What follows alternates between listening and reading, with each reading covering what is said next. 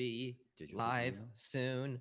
We All are right, live. and we're live. So we need to know if the audio is feeding in. Oh, I just muted ourselves. We should be good to go. Yep. So today we are going to talk about how to handle 15 client meetings in one day, what pitfalls to avoid, because we definitely made some mistakes today. We learned a lot today.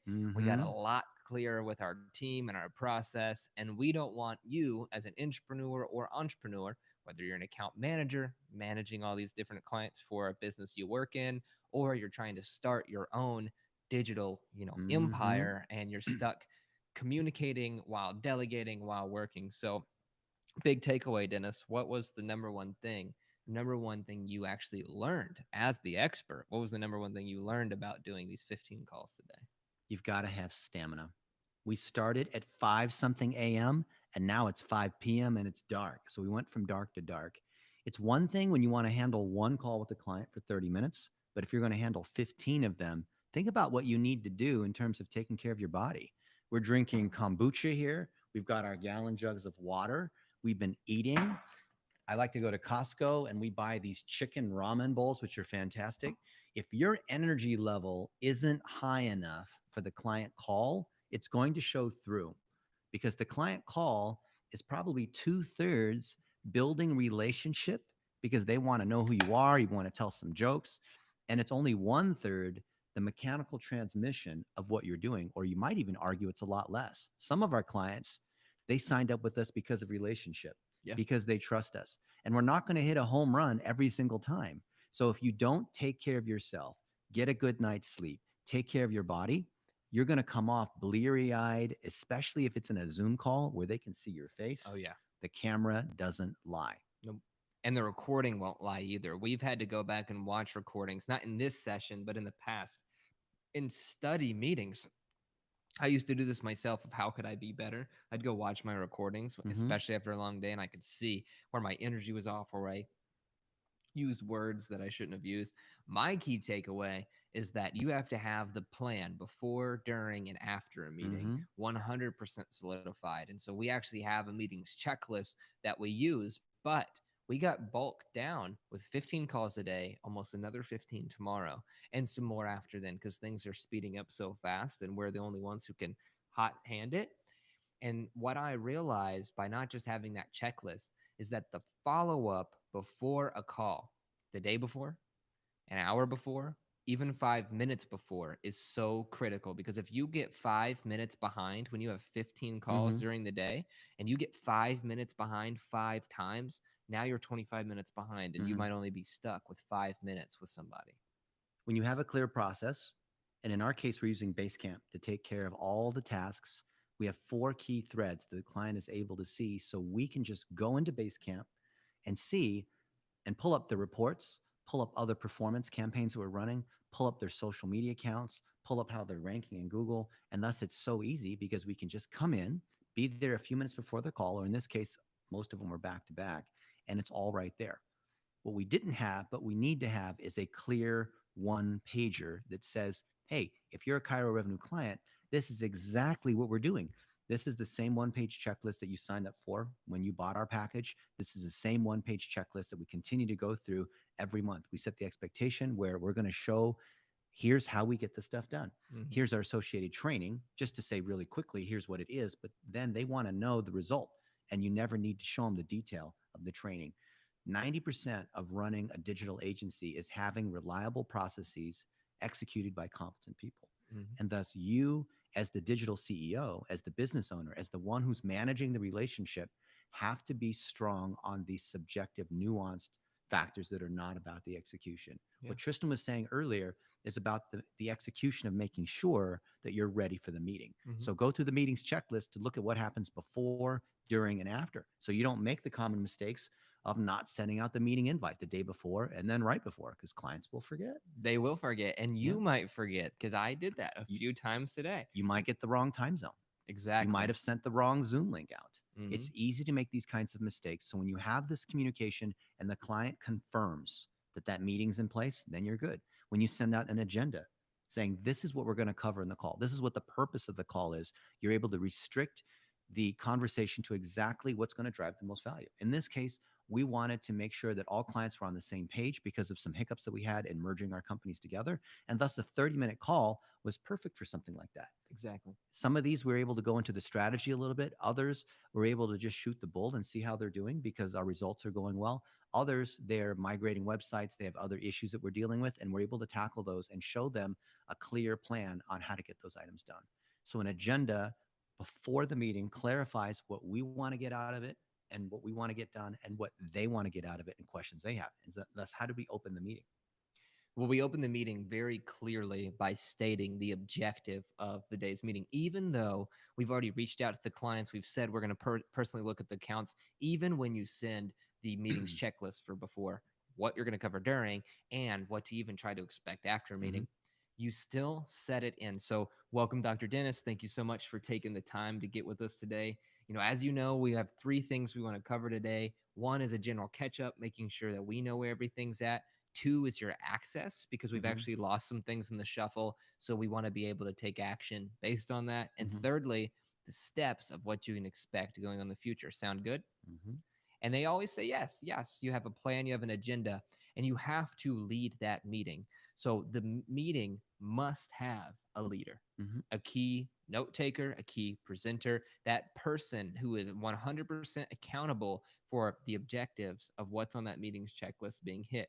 When you bring in new people to the meeting, say they're other teammates who need to fill in some Mm-hmm. information, say the client or the person you're working with, say you're an entrepreneur and your business is working with another business and you need to get information. No matter how many parties are involved, you need to run that meeting. Yeah. And don't be afraid of asking, who can I hold accountable for this? Mm-hmm. Who is going to own this project on your guys' side that I can 100% follow up with? And if the client says, or the other business says, oh, it might be Dennis and Tristan, you need to clarify. So is it Dennis or is it Tristan? Mm-hmm. Because if two people are accountable, then nobody is. And we found that today in different clients' Yeah. accounts is that when you're running these meetings, you have to be able to take charge. And when you introduce new people, they cannot be using passive voice, slow ums and ahs. We could probably do that. You need to be firm and clear to the meetings checklist that Mm-hmm. you've set, and you Mm-hmm. need to lead that client or that other business or that customer down the path that you've set out for them. What did we do at the end of each meeting? We sent out meeting notes.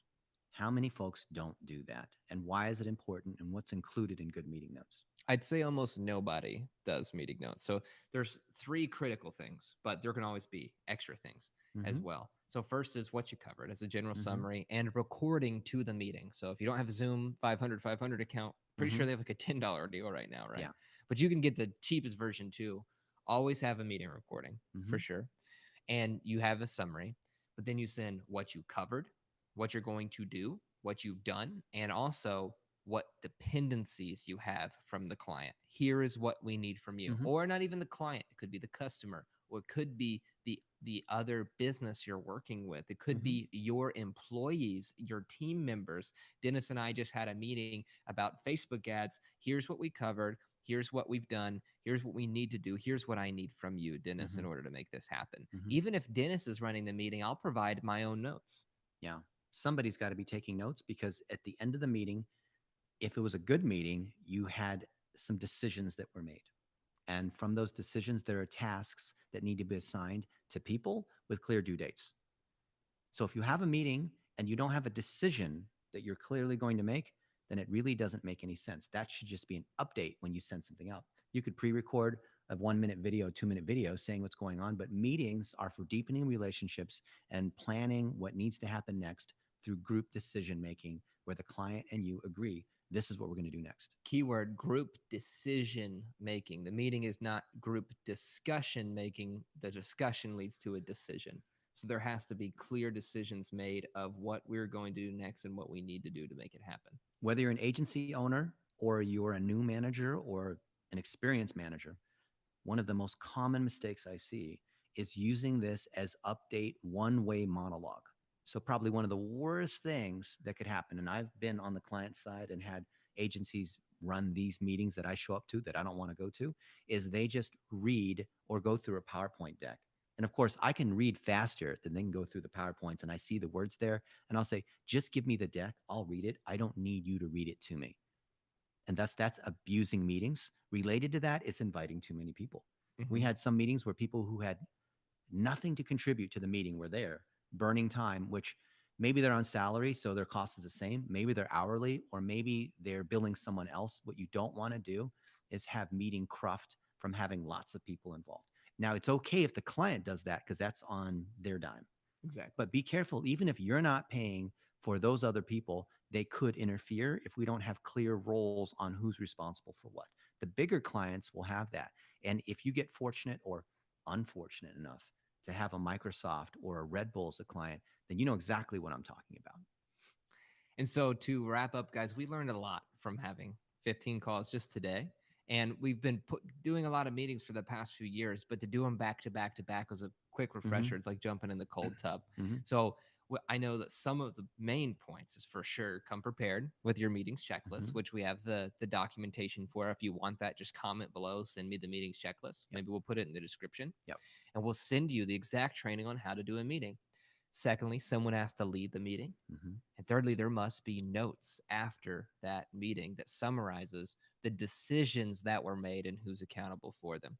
And I know that there's other key points we might be missing, so I want to pass it to Dennis, but those are the three things that I know for sure that I haven't been executing in every single meeting I've had that I need to make sure they're the standard for myself and my teammates. And number four, the most important is you have follow up. So we made a decision, right? We got everyone together, got high energy. You have everything in place to be able to discuss with the right people because we're making a decision. Mm, We have a summary of what needs to happen with the meeting minutes. And then number four is we need to execute. And you could have the best meeting in the world. How many times have you had a discussion with a client and they agree to do something like, yes, you won the deal, let's go out and celebrate, but you didn't follow through? yeah, Never celebrate just because the client said yes, even if it's a lot of money, even if you've been working hard for it, because that's only the beginning. You still need to get the work done. So in our 15 meetings, think about the number of, let's estimate how many tasks do you think there were? over 100. How much work do you think that is?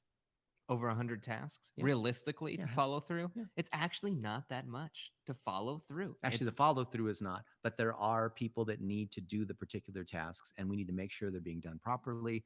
So, this is when we need to have proper, reliable, and competent. You'll hear me say reliable and competent all the time execution by your operations team, where they know how to do those particular tasks.